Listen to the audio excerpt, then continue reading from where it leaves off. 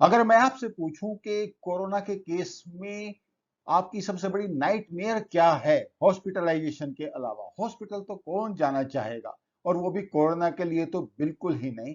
मगर इसके अलावा एक और बड़ी नाइटमेयर है जिससे लोग घबराते हैं, और उसका सबसे बड़ा कारण है इसकी इनकन्वीनियंस। आरटीपीसीआर की मैं बात कर रहा हूं। उसका आप सैंपल जब देंगे तो अपने आप में बहुत ही डिफिकल्ट काम है, और काफी लोग तो सैंपल देने से बहुत घबराते हैं। ये मतलब यूनिवर्सल फैक्ट है, इसमें किसी को भी कोई डाउट नहीं है। दूसरा सबसे बड़ा जो इनकन्वीनियंस होता है वो लोगों को होता है कि इकोनॉमिक एक्टिविटी रुक जाती है कोविड की वजह से। और अगर बाई एनी चांस गवर्नमेंट ये भी अलाउ कर देती है कि चलो इकोनॉमिक एक्टिविटी आप कंटिन्यू रखिए, तो उसके लिए आपको ट्रैवल करना पड़ेगा, और ट्रैवल अपने आप में नाइटमेयर हो जाता है। चाहे आप बाई एयर जा रहे हो चाहे बाई ट्रेन जा रहे हो, हर जगह आरटीपीसीआर की रिपोर्ट लगेगी, उसको आपको ऑर्गेनाइज करना पड़ेगा 72 आवर्स बिफोर। उसका रिजल्ट कब आएगा, कब सैंपल होगा, और इतनी डिमांड हो जाती है लैब्स के ऊपर कि वो टाइम से कई बार रिजल्ट भी नहीं दे पाते, और आपकी एयर ट्रैवल या जो ट्रेन ट्रैवल है वो खटाई में पड़ जाती है।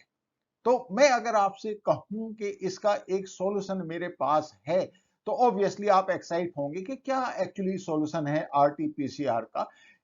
और ये सॉल्यूशन है एक्चुअली डॉग्स की हेल्प से ये पॉसिबल है कि आप आरटीपीसीआर की जगह या as a adjunct to that आप कोरोना का डायग्नोसिस कर सकते हैं।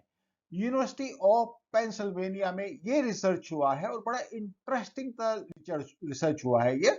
और ये छपा है एक्चुअली प्लॉस, एक peer reviewed open access journal है, जिसमें उन्होंने इस यूनिवर्सिटी के साइंटिस्ट ने जो आर्टिकल छापा है उसमें उन्होंने क्या किया है कि उन्होंने 9 जो है ट्रेन्ड डॉग्स लिए, और उनके यूरिन सैंपल्स उन्होंने लिए, और उनको डॉग्स को ट्रेंड करके ट्रेन डॉग्स की हेल्प से उन्होंने डायग्नोसिस किया कि कौन केस पॉजिटिव है और कौन केस निगेटिव है। और उन्होंने देखा कि 96% एक्यूरेसी थी पॉजिटिव केसेस को आइडेंटिफाई करने के लिए।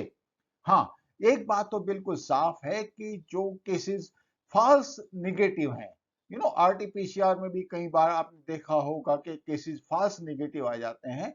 तो फॉल्स निगेटिव केसेस को डॉग्स आइडेंटिफाई नहीं कर पाए, और उसका ऑब्वियसली कुछ ना कुछ तो कारण होगा जो हम आगे डिस्कस करेंगे। एक दूसरा ऑथेंटिक डाटा भी आया है London school of hygiene and tropical medicine से, और इन्होंने पूरा 1 साल का ये ट्रायल किया, और ये स्टडी फंडिंग की गई यूके गवर्नमेंट के द्वारा। उन्होंने कहा कि 6 trained dogs they could identify odor samples. Now the point is, key point is odor samples from infected people with accuracy of 94%। उन्होंने 94% की एक्यूरेसी उन्होंने इसमें निकाली, और साथ में उन्होंने कंपेयर किया उसको आरटीपीसीआर की एक्यूरेसी से, जो कि 97.2% है। ये यूके का डाटा है। तो ऑब्वियसली हमारे यहां अगर आप देखें कि आरटीपीसीआर की एक्यूरेसी कितनी है, तो ऑब्वियसली आपको एक बार को सोचने को मजबूर होना पड़ेगा, क्योंकि हमारे यहाँ फॉल्स निगेटिव या फॉल्स पॉजिटिव केसेस अच्छे खासे रहे हैं अभी तक का जो भी डाटा अवेलेबल है। तो किसी भी लेमैन को यह सोचने पे मजबूर होना पड़ेगा कि आफ्टर ऑल ऐसा क्या है कि जो कोविड पॉजिटिव कोई पेशेंट है उसको डॉग कैसे डायग्नोसिस करेगा। तो मैं आपको बता देता हूं, जब भी कोविड होगा या कोई भी बीमारी होगी फॉर दैट मैटर, तो बॉडी के मेटाबॉलिज्म में चेंज आ जाता है। वो एक्सक्रीशंस जो आपके होते हैं, आपका यूरिन, सलाइवा, स्वेट, सब की स्मेल में चेंज आ जाता है।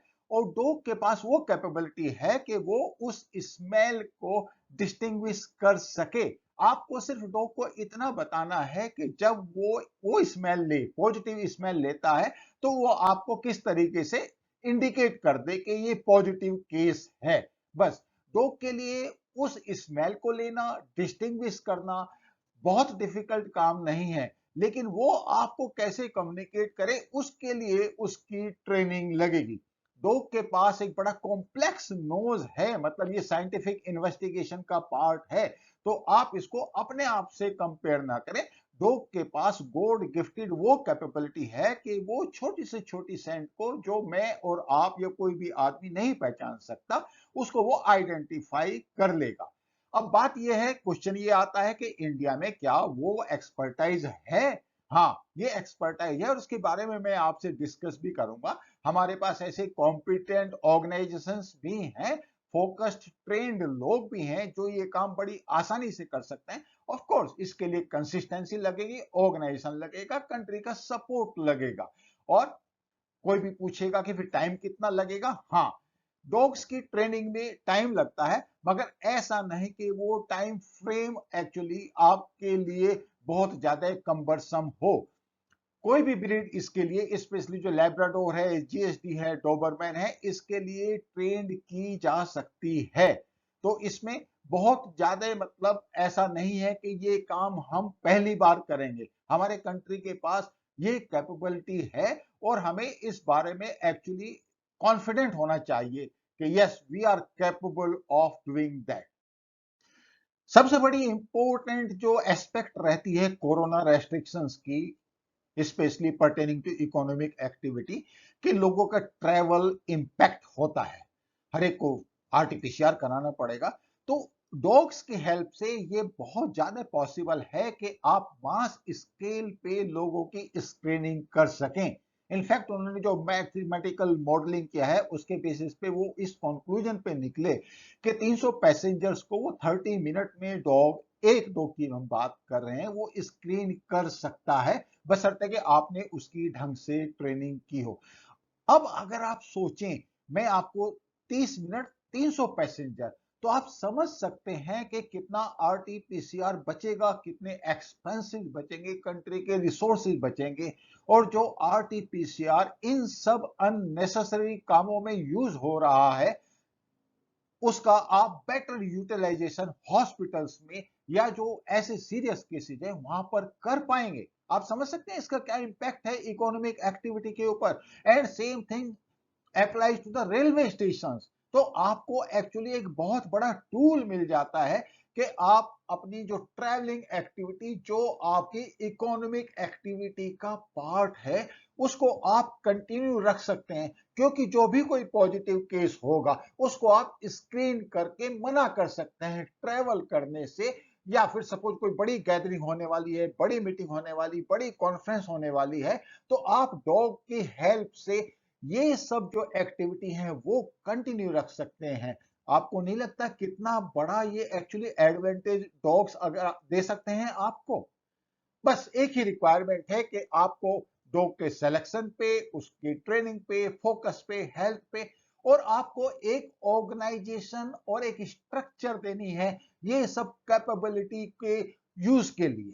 बस इतना ही आपने करना है। हमारे पास एक ऐसा ऑर्गेनाइजेशन है और उस ऑर्गेनाइजेशन का नाम है आरवीसी सेंटर एंड कॉलेज, जो कि इंडियन आर्मी में है।